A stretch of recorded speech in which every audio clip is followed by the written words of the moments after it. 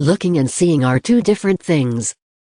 Allowing someone the opportunity to be seen and noticed is a gift.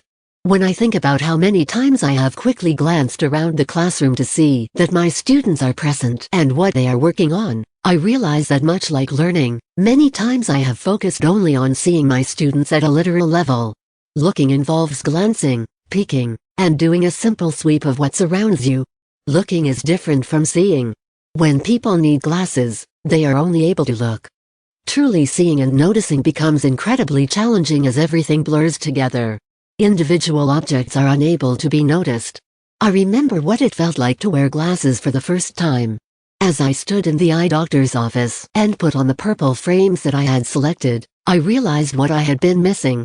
When I put my glasses on, I entered a magical world. Everything that blurred together now stood out. My eyesight was sharp, and I noticed everything around me. As a kid, I didn't necessarily understand that I couldn't see very well, but I knew that something had changed.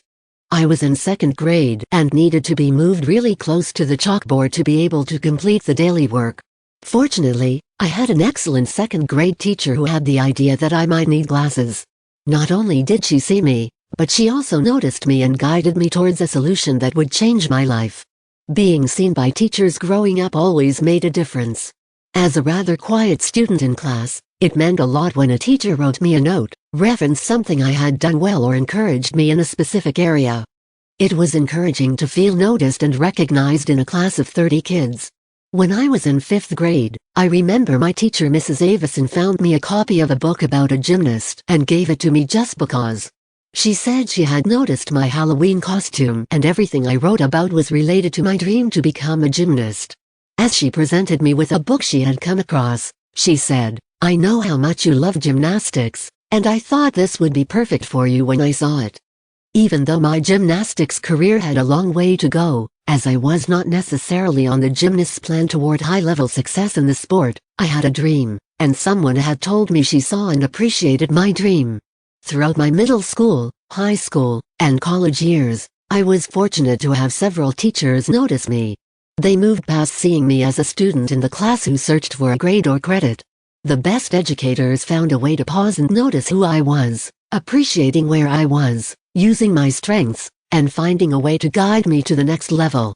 I was more engaged when I felt seen by the teacher. When it felt like I stood out and was noticed, I was excited, energized, and embraced learning. On my first day as a student teacher, Mr. Bacon, the educator I was working with, told me that one of my first responsibilities was to see each student. He shared that he had laminated a seating chart and used a dry erase marker to put a dot next to each student as he looked around the room to take attendance. He was passionate about the idea that I needed to see every student every day. I have a feeling Mr. Bacon had a double message here. At this moment, I realized part of being a teacher was finding a way to see each student every day. Seeing a student involves noticing when a student does her hair differently or someone gets a haircut. Noticing what he or she is interested in and could freely talk about. Noticing the student's strengths and focusing on what he or she does well. Noticing when an opportunity to match with a student. Noticing when encouragement is needed. Noticing and then listening to a song, looking at a piece of art, asking questions about or playing a video game, reading a book he or she recommends, watching the first episode of a series that a student loves. Noticing when there is an opportunity to challenge a student. Noticing what a student needs, rather than what he or she wants. Noticing when a student needs to speak and I need to listen. Noticing when I need to help a student navigate pieces of the school year. This year I have worked hard to make sure that I see all of my students. While I see them logged into a Google Meet or turning in work on Google Classroom, seeing my students should be focused and intentional.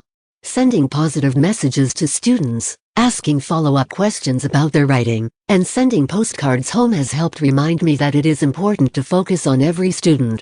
Recently, I have started a color code system with a basic attendance sheet.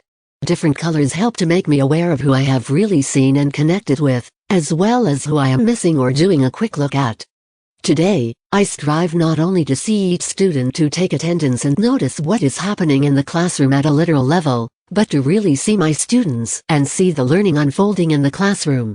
More than ever, as people get lost in the virtual world and feel invisible some days, Teachers have the opportunity to make them feel noticed and really seen.